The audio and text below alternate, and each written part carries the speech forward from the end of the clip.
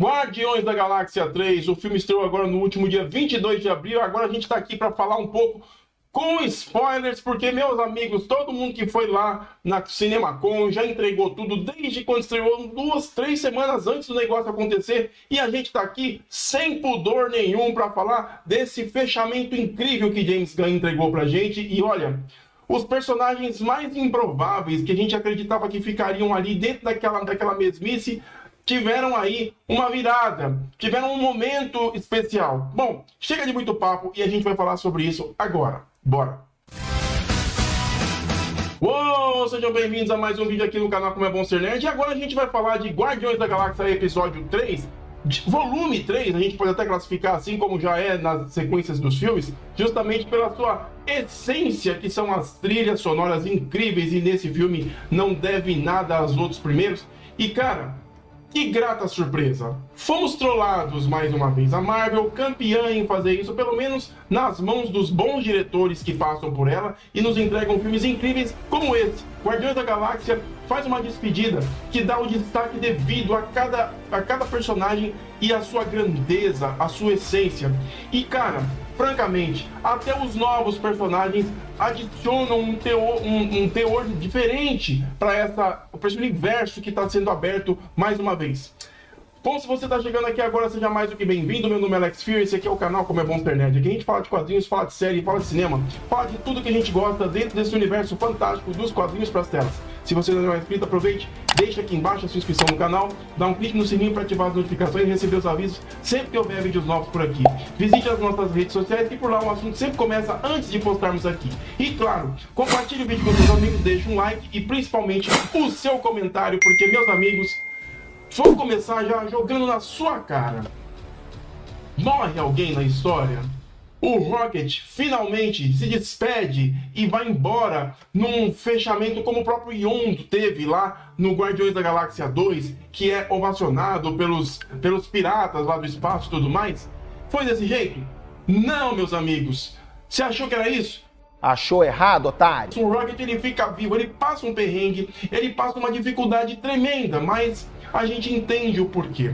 Porque se vocês não se lembram, lá no primeiro filme, inclusive eu digo isso lá no meu especial, no primeiro filme falando de Guardiões da Galáxia, e tem uma fala do Rocket quando ele estava na prisão junto com o Peter Quill, e ele fala assim, quando o Peter Quill olha para as costas dele e pergunta, poxa, que negócio é esse? Ele falou, cara, eu fui montado e remontado várias vezes. E esse filme conta o que acontece. E quem é o responsável por fazer os traumas e transformar o Rocket em quem ele é o auto-evolucionário, que é interpretado aí pelo Chakwood e Woody, que inclusive é personagem lá de O Pacificador, né? E cara, os dois personagens, vamos combinar, tanto o Rocket quanto o auto-evolucionário, eles roubam a cena. O Rocket, você entra numa catarse de todo o sofrimento que ele passa e, cara, você entende porque ele é o que ele é. E o auto-evolucionário é um megalomaníaco, como eu disse no meu vídeo lá meus comentários lá no Instagram, depois se quiser dar um pulo lá para você conferir. E, cara, eu falei que justamente ele é um Joseph Mengele do espaço. E é o que ele é. O cara é sádico, ele faz experiências absurdas. As experiências que ele não dão certo, ele simplesmente incinera. Eles acabam de nascer e o cara queima. É uma criatura horrenda. Ele é maldoso, ele é sanguinário, ele não se importa com nada, ele simplesmente faz e ele não quer nem saber. E o que é essa grande ligação dele com o Rocket? É que o Rocket foi uma das experiências que, apesar de imperfeita aos olhos, a estética que ele esperava, ele foi o único que absorveu a extrema inteligência que ele queria para todas as espécies pelas quais ele era responsável em criar. O auto-evolucionário é um sujeito conhecido como um deus no universo, e um deus cria várias coisas, e uma delas foi a civilização dos soberanos, né? Que inclusive, para você que já me ouve falar dos soberanos, já pergunta, e o Adam Warlock, como é que fica? O Adam Warlock, ele abre o filme, aliás, é lindo ver ele chegando, porque ele vem como nos quadrinhos, ele vem voando no espaço, como se fosse um cometa, cara. É lindo. E ele vai aonde? Ele vai justamente atrás daqueles que roubaram as baterias Anulax lá do planeta deles. Ele vai atrás dos Guardiões da Galáxia lá em lugar nenhum, que agora se tornou a base de operações dos Guardiões da Galáxia, que desde o início no primeiro filme era apenas uma parada obrigatória, onde eles faziam negócios lá com o Tannelir Tivan. E agora é a base deles, cara. E o Adam Warlock, ele chega assim, você vê o tamanho do poder que esse cara tem. O filme já começa honesto, já vai, é pancadaria, é poder, ele solta umas rajadas poderosas, ele quase mata todo mundo, incluindo o Rocket. Aliás, por causa dele, ele acaba ficando enfermo, né?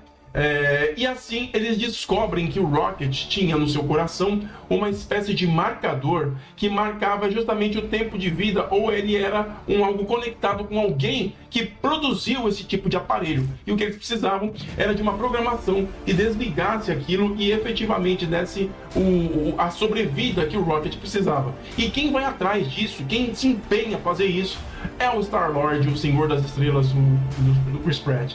E no meio de tudo isso, tá lá as convivências e as dúvidas que todos têm ao longo dessas aventuras. Aliás, o Chris Pratt, ele interpreta o Star-Lord dessa vez, um Star-Lord muito depressivo, triste. Isso fica claro na tela, né? E por quê? Porque, se vocês não se lembram, os eventos de Vingadores Ultimato trazem de volta a Gamora que fora sacrificada lá pelo Thanos em Vingadores Guerra Infinita. E ele fica assim porque a Gamora que foi sacrificada foi o grande amor dele. Aliás, ela foi sacrificada, ela não se jogou de Vormir. Ela foi jogada pelo Thanos para que ele conseguisse a Joia da Mente. Joia da Mente que inclusive... Joia da Alma, desculpe. Que é justamente o artefato que completa os poderes de Adam Warlock, que isso não é colocado no filme. Aliás, esse Adam Warlock, a gente quer colocar assim bem claro que ele tem um aspecto infantilizado, abobalhado demais, inclusive, mas se justifica até pela atmosfera que Guardiões da Galáxia se presta a entregar. Ele entra dentro desse contexto, ele é meio perdidão, ele é um cara assim poderoso, dourado, tem uma pequena fissura aqui na testa que lembra uma joia como é nos quadrinhos, mas não é a joia da alma, muito pelo contrário, é um artefato apenas que não é explicado o porquê. Ele é um dos que são adicionados na história que eu achei incríveis, mas um personagem que eu gostei bastante foi o Cosmo. A Cosmo, aliás, é uma cadela russa, que também é um dos troféus de Tannelir Tivan na sua galeria de troféus. E ele escapa depois dos eventos do primeiro filme, quando eles tiveram um acidente lá com a Joia do Poder. E o Cosmo, galera, ele tem a roupa de astronauta, ele é um cachorro, uma espécie de labrador, que é lançado ao espaço pela Terra e, obviamente, ele se perde no espaço e ele adquire poderes, e os poderes dele são incríveis. Ele tem a telecinese, ele tem os poderes parecidos com os da Jean Grey. E ele é engraçado porque ele tem um comando de voz que lembra bastante o mesmo comando de voz. Comando de voz não, ele tem um tradutor de voz, como parecido lá em Up, Altas Aventuras, que os cachorros falavam e aí tinha aqueles defeitos na coleira. E ele tem a mesma coisa, só que no traje, né, na roupa espacial. E a jogada do Cosmo, que ele faz parceria, que é muito bacana na história, é com o Kraglin, que é vivido aí pelo Shangan, né? Que é, inclusive, um dos Ravagers, que foi parceiro do Yondo de muitas e muitas aventuras e nunca traiu ele, mesmo quando todos os Ravagers deram as costas por conta do sequestro que ele fez do Peter Quill. E ele tá lá, ainda também, o Kraglin, neste filme, aprendendo como usar a flecha que é controlada pelo Astuvio, aquela que o Yondo deixou para ele. Aliás, quem deixou para ele foi o próprio Star-Lord, que achou que ele mereceria ficar com o artefato do Yondo. E ele tá treinando. E, cara, ele é desastroso com isso daí ainda, mas a gente percebe que ele tá insistente. Aos poucos ele tá dominando aquilo ali. E ele vai, obviamente, honrar o legado de Yondo, né? Outro personagem também que tá muito bacana na história é o Sylvester Stallone, apesar de ter uma passagem muito rápida, que ele faz aí o Star-Lord, ou então, né, o Starhawk, né? O Starhawk, para quem não sabe, é um personagem da Marvel que ele tem parceria com a Michelle Yeoh, que faz a Aleta Ogord. Os dois manifestam o poder do Gavião, né? Do Super Gavião, Gavião das Galáxias, alguma coisa assim. E juntos esses poderes se manifestam, né? Eles precisam um do outro, como se fosse o próprio Homem Nuclear da DC, que se junta lá, o Doutor com o Garoto, até se transformar nesse personagem. Só que os dois tem o poder de um deus, né? E assim a união dos dois se manifestam os poderes. Não aparece isso no filme, isso é só um detalhe para poder enriquecer um pouco o contexto dos personagens, mas pela primeira vez a gente vê o Star-Lord, ou Starhawk do Stallone, voando no espaço, manifestando os poderes que nos outros filmes não tinha sido mostrado. Por falar em Starhawk, o Starhawk é o líder dos Guardiões da Galáxia originais que apareceram lá na cena pós-créditos de Guardiões da Galáxia 2, né? Muito bacana, inclusive. Bom, o filme em si, ele tem uma atmosfera muito cômica, mas é muito dramática. Vamos falar do Drax, né? O Drax, cara, o Drax tá absurdamente ridículo, mas é um ridículo bacana demais, porque ele tem essa coisa da sinceridade, da coisa dele falar na cara o que ele pensa, só que ainda com esse jeito abobalhado. E do lado dele, amantes. Os dois estão juntos, viagem após viagem, só que dessa vez Amantes parece que está querendo se desgarrar de tudo isso daí e viver a vida dela. Tanto que tem um detalhe, tem um momento do filme que todos eles são encurralados num poço, quando eles estão lá dentro da nave mãe do Alto Evolucionário, e eles são pegos num lugar que parece um covil, né? E lá dentro tem 3 criaturas interdimensionais, daquelas que o Drax se jogou dentro da boca no segundo filme. As 3 estão ali, eles vão ser devorados, vão ser incinerados, porque elas soltam uma espécie de seiva da boca e queima a roupa, aquela coisa toda, e eles estão se aproximando. E quem domina os bichos é Amantes. E assim, é bacana a gente ver Amantes ganhando esse destaque, porque durante todas as aventuras dos Guardiões, ela sempre foi colocada muito de lado, uma bichinha muito boba. No próprio Guardiões Especial de Natal, ela tem esse aspecto bobo, mas ali você já percebe que o Drax já tá se soltando daquela coisa do ogro, do cara bruto, para um cara mais afável, que eles vão inclusive atrás lá do Kevin Bacon para dar presente pro Star-Lord. Bom, para quem não assistiu, vale muito a pena assistir o especial de Natal. E o bacana é que esses personagens, eles se integram, né? Por falar em personagens que mudaram os aspectos nesse filme, vamos falar da Nebula. A Nebula, ela tá mais sábia do que a Gamora. Para vocês terem uma ideia, ela tá madura. E detalhe, ela apresentou poderes assim que lembram bastante aquela coisa do Exterminador do Futuro, sabe? O braço que tem o metal líquido que se transmorfa na arma que ela quiser. Algo muito parecido com o próprio o Cyborg da Liga da Justiça. Ela tem essa coisa da transformação, o corpo dela tá muito aprimorado. Tem uma cena lá que ela sai na porrada com o Adam Warlock, logo no começo do filme. Cara, você vê aquilo, você fala, não, ela vai morrer. Não vai dar conta de sair no palco esse cara, né? Porque o Adam Warlock, ele saiu do casulo sem saber de nada. Ele só foi amando da mãe dele. Que a mãe dele, vocês se lembram, é a Paragon, né? Que é interpretada, eu não me recordo agora, pela Elizabeth Debicki. E ela tá no filme também, dando os comandos pro Adam Warlock para recuperar as baterias Anulax. E nada. E assim, na hora que a Nebula sai na porrada com ele, meu amigo, eu juro pra vocês, dá a impressão que ele iria desmembrar ela, que tudo que o Thanos fez com ela não foi nada. Mas ela consegue se recompor e é bacana o efeito do corpo dela todo quebrado e ela voltando na forma original, né? Muito legal os caprichos. Por falar em capricho, que espetáculo que tá os efeitos especiais desse filme. Dessa vez a Marvel finalmente teve o cuidado de não fazer as coisas com pressa e entregar um filme que está repleto de cenas absurdas, coloridas, gigantescas, né?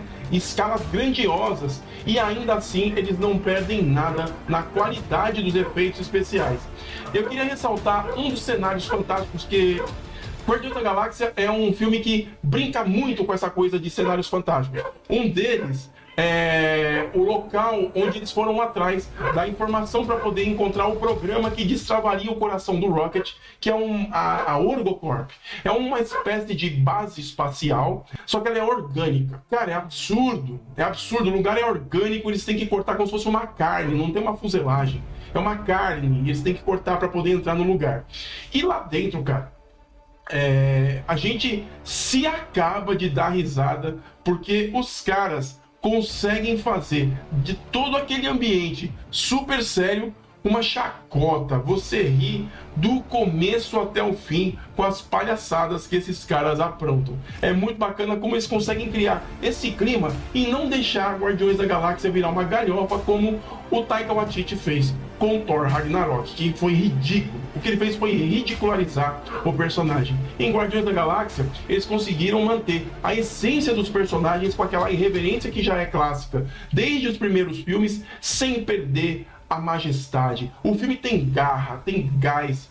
Eu queria ressaltar, voltando a falar do Rocket, e tem um momento que a Nebula tem acesso às informações depois que eles vão nessa estação espacial e eles descobrem quem é o criador do Rocket e o que ele fez. E eles têm acesso a imagens de tudo que foi feito com ele. Cara, a própria Nebula diz que o que fizeram com o Rocket foi pior do que o Thanos fez comigo. Para vocês terem uma ideia de como ela tem agora coração e a noção do quanto existe gente pior do que o pai dela ao redor do universo. E assim eles vão nessa aventura, e é bacana que eles descobrem planetas novos. Aliás, eles vão no planeta onde o Alto Evolucionário tem a sua base de operações, e lá é um planeta de criaturas que são convertidas para essa coisa antropomórfica, né? É como se fosse uma ilha do Dr. Moreau, só que com todos com consciência, com equilíbrio e tudo mais. E o Alto Evolucionário quer, de todas as formas, o Rocket Raccoon de volta, que ele tem lá uma numeração exata, que não é conhecida como Rocket. E, inclusive, o nome Rocket Raccoon, a gente descobre como que ele começa. Quando ele estava passando por experiências genéticas, quando ele estava sendo operado, desmontado, remendado e tudo mais, o Rocket, ele vai para uma cela e ele divide a cela com 3 cobaias. E essas 3 cobaias também têm números, todas elas não têm um nome. E eles têm o sonho olhando para o céu. Aliás, eles não olham para o céu, eles olham para o teto. Eles nunca conseguiram ver a luz do dia para além da fuselagem daquela nave. Estão todos eles ali costurados, com peças metálicas, robóticas no corpo. Estão assim, prontos para serem sacrificados a qualquer momento, mas estão vivos, com uma alma querendo uma vida. E isso, cara, é a essência da história, né? E quando eles conversam, principalmente no momento que eles vão dizer os nomes, eles começam assim. A Layla, a Furona, a pequena Furona que se apaixona, né, pelo Rocket. Ela diz que o nome dela vai ser Layla e todos adoram, que é um nome lindo. O outro é uma morsa que se auto-intitula Dentes. Por quê? Porque é óbvio, aquelas 2 presas enormes de uma morsa, e ela tem um corpo metalizado com rodas, coisa que o Alto Evolucionário fez de experiência. E um pequeno coelho que tem a boca fechada com uma trava metálica e um corpo com pernas de aranha mecânica. E ele é todo reconstruído e é uma gracinha, a voz dele assim é muito doce. Você percebe que são criaturas que foram destroçadas para se tornar algo que aquele que não tem controle do seu impulso de construir, de reconstruir criaturas, estava fazendo com eles. E ali, cada um se dá um nome. Layla, Dentes, e esse pequeno coelho se chama de Chão, porque ele nunca saiu do chão. Para vocês verem como os nomes têm a ver com o sofrimento de cada um, mas cada um se auto-intitula, porque aquilo precisava ser o destrave daquela conexão com um número de série, e sim com um nome de batismo. E é então que o Rocket diz que o sonho dele é um dia construir naves, construir foguetes e viajar pelo universo. Por isso que o nome dele seria Rocket. E, cara, é bacana que ele tem esse conflito de ter o nome Raccoon no meio, porque ele não se considera um Raccoon, ele é o Rocket. Mas ele entende o porquê de Raccoon, porque ele vê que as experiências genéticas que o Alto Evolucionário faz, no mesmo lugar onde são as jaulas, onde eles ficam presos, depois que ele se solta, depois de muito tempo, depois que ele já é um guardião da galáxia, ele volta lá para salvar as criaturas e ele vê um número de série e uma linha de produção, mas uma linha de organização de pallet que está lá, Raccoons. E aí ele entende, porque dentro dessa linha de jaulas que estão ali, tem um monte de Raccoons, filhotes, e todos eles reconhecem o Rocket, vão pra cima dele como se fosse um pai para eles. É uma cena... é de doer, galera. É de doer porque o Rocket, ele é o que ele é, porque ele sofreu demais. E se ele ganhou esse espaço, esse destaque é porque ele mereceu. Ele não tem o tamanho para isso, mas ele tem a força e a garra para ser um baita de um herói. E cara, esse filme é assim, ele mexe muito com a gente porque a gente chega no limiar da morte, no limiar da loucura, e os nossos personagens, mesmo com tanto humor, são colocados à prova o tempo todo. A Gamora não reconhece o Peter Quill como seu amor, mas ele consegue se aproximar dela. Ele tenta sensibilizá-la, mas ela não quer mais saber dele. Porque a Gamora, agora ela é uma Ravager, e ela não quer fazer parte mais dos Guardiões da Galáxia. Tanto que ela manda mensagem para os caras irem buscar ela, né? Por quê? Porque ela tá conflitante com essa relação com o Star-Lord, com o Peter Quill. E só no finalzinho que inclusive deixa a gente na dúvida, de tanto jeito, todo o pessoal falar que ia ter morte, o Peter Quill se salta no espaço, se joga no espaço para poder continuar a sua jornada, e ele, quase como Yondo, fica preso no vácuo do espaço, sem proteção nenhuma, e quase explode com a pressão, dado como morto quase, né? E ele consegue fazer isso no momento em que eles pegam a nave do Alto Evolucionário e se juntam com Lugar Nenhum, né? Para poder salvar todas as criaturas que estavam ali, justamente para poder serem experiências do Alto Evolucionário, né? E meus amigos, o bacana é que ele não morre. Ele não morre porque o Star-Lord, meus amigos, o Star-Lord tem história ainda. E eu digo mais, o Senhor das Estrelas, ele se entrega ao destino, e ele diz que ele não quer mais ficar entre os Guardiões da Galáxia. E aí que o filme começa a dissolver, começa a se desmembrar os personagens, o grupo, né? E ele diz que vai embora por quê? Porque ele precisa reaver as memórias da vida dele, ele precisa rever o avô dele, né? E eles até brincam, poxa, o seu avô, da época que você veio pra cá até agora, seu avô deve ter 90 e tantos anos. Ele nem deve estar vivo mais. Ele falou, não, mas eu vou arriscar, eu vou voltar pra Terra e eu vou conhecer eu vou ver o meu avô novamente. E assim, os Guardiões começam a se soltar, cada um pro seu canto. A Mantis vai embora viver aventuras para ela, com as criaturas interdimensionais que ela passou a controlar. O Drax se sente triste, porque ele não conseguiu ficar com a Mantis, né? Ele queria que a Mantis ficasse perto dele, não como um amor, como uma amante, muito pelo contrário, mas como uma grande amiga dele, né?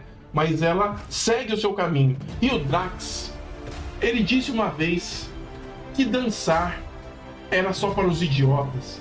E o Drax se entrega para os ritmos, para a dança, no momento em que os Guardiões conseguem se libertar do Alto Evolucionário, no momento que eles destroem com o Alto Evolucionário.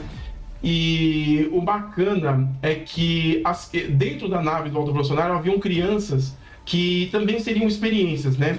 Uma delas, em especial, eu não vou saber dizer o nome da personagem, mas a atriz, se não me engano, é a Adeline Spoon. E a Adeline Spoon, ela vai fazer uma personagem que cara, ela é uma super-heroína da Marvel, que ela tem poderes cósmicos, não chega a ser uma divindade, mas ela acompanha o grupo dos Guardiões da Galáxia em outras aventuras com a nova formação. Nova formação, exatamente. Se você pensou que tinha acabado os Guardiões da Galáxia, meus amigos, James Gunn é uma caixinha de surpresas. E ele nos entrega, nesse momento que o grupo se dissolve, a verdadeira, a nova formação. Depois que Mantis vai embora, que Drax vai embora, que Nebula finalmente aceita uma vida mais tranquila, cuidando de Lugar Nenhum como a líder do local, fazendo daquele lugar um lugar mais tranquilo.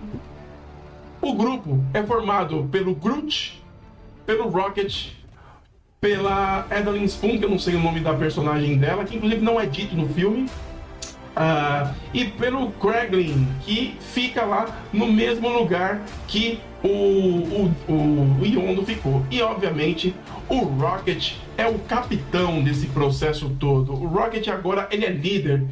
E cara, ficou bacana porque o que eles fazem no finalzinho do filme, aliás, nas cenas pós-créditos, estão eles lá para enfrentar uma horda de criaturas, né? E eles, antes da horda chegar, estão todos eles lá trocando uma ideia e tudo mais, falando, sabe do quê? das músicas, como eu e vocês falamos às vezes, das trilhas sonoras dos filmes, principalmente de Guardiões da Galáxia, e eles lá dizendo o que eles acham mais legal, que som eles acham mais bacana, lá com uma playlist num aparelho de MP3 que o Rocket estava carregando. E ali ele fala assim, depois todo mundo falar de todas as músicas, eles falam assim, mas a minha clássica é essa aqui. E ele dá play em Redbone, né, Come and Get Your Love, que é a música da primeira dança do Star-Lord, lá no primeiro filme de Guardiões da Galáxia. Cara, que fechamento lindo. Sim, não falei do Groot. Groot tá absurdo.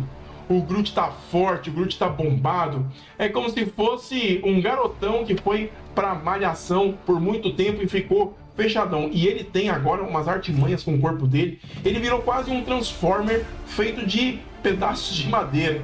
E ele tá bruto, cara. Ele consegue fazer umas coisas. Tem uma hora que eles caem da nave do Alto Evolucionário e ele cria umas ramificações, uns galhos nas costas, e ele vai estendendo e aquilo vira uma asa, cara. Ele tá muito esperto, cara. Tá forte, tá insano. E nesse momento aí que eles estão descobrindo as músicas, ele consegue inclusive emular o formato de uma pedra. Eles estavam encostados num negócio que na verdade era o Groot, que consegue se camuflar conforme o ambiente que ele está. Ele tá incrível, cara, ele tá incrível. Aliás, o Groot, cara, que personagem poderoso. Tem uma cena de luta lá daquelas de jogo de câmera que a Marvel faz muito bem, que o James Gunn fez muito bem. Não vou dar crédito pra Marvel como um todo, mas o James Gunn é uma cena de muito giro, que eles estão enfrentando os caras da nave, os guardas da nave do Alto Evolucionário, e o Rocket, o Groot. Então, assim, aquela confusão, cara, é como se fosse uma cena de quadrinhos de 2 páginas, bem elaboradas, daquelas que só o Jim Lee consegue fazer com detalhe. E eles fazem isso com perspectiva muito bacana mesmo. Nossa, eu tô até sem fôlego, cara, que filme. E sem dizer pra vocês também que o Star-Lord, ao retornar para a Terra, deixa pra gente um gostinho de quero mais na segunda cena pós-créditos. Ele tá lá, ele vê ele tá com o seu avô, né? Depois de um outro momento no final do filme que ele revê o seu avô. O avô tá lendo o jornal e ele comendo sucrilhos, falando de um monte de coisa, falando de aparar a grama do vizinho e tudo mais. E no jornal que o avô tá lendo, tem uma manchete, né? Falando do Kevin Bacon, contando a história dele ter sido abduzido por extraterrestres, né? Que no caso foram os próprios Guardiões, Amantes e o Drax. E também, quando termina essa cena, a gente fica esperando ali. Francamente, dá uma agonia que você fica esperando alguma coisa a mais, né? Vai aparecer alguém e tal. Mas não. Corta a cena e você, como eu, foi trollado, porque Guardiões da Galáxia, o Senhor das Estrelas, vai retornar. Chega lá o crédito assim: The Legendary Star-Lord will return. Ou seja, o Senhor das Estrelas vai voltar. E pode esperar ele aí, meus amigos, lá em na Dinastia Kang, ou então até mesmo nas Guerras Secretas. Bom, tem chão. O filme é incrível. Ele vale muito cada centavo do seu ingresso. Você não vai querer sair da sala de cinema para nada. Então, meus amigos, vale muito a pena vocês conferirem Guardiões da Galáxia 3, porque o filme é o fechamento verdadeiro que uma sequência de filmes merece. James Gunn está se despedindo da Casa das Ideias com chave de ouro e, francamente, Kevin Feige vai ter que trabalhar, porque imagina o que ele fez em Guardiões da Galáxia, ele fazendo agora na DC. Se prepare, porque a brincadeira vai ser de gente grande. Marvel tá na hora de correr atrás, porque a briga vai ser boa. Mas antes de mais nada, eu quero saber de vocês. O que vocês acharam de Guardiões da Galáxia 3? Deixa aqui embaixo seu comentário, eu quero saber a sua opinião, beleza? Meu nome é Alex Fury, um grande abraço pra vocês e até mais no nosso próximo vídeo. Valeu!